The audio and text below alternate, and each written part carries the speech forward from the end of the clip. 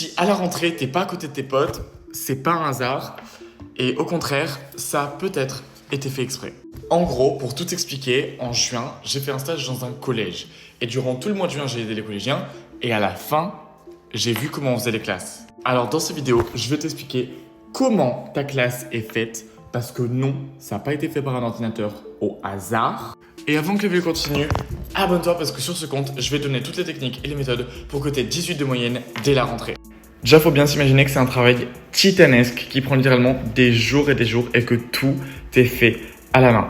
En gros, il y a plein d'options différentes en fonction de tes langues que tu prends, de si t'es dysorthographique, dyscalculique, des sports en option que tu as pris.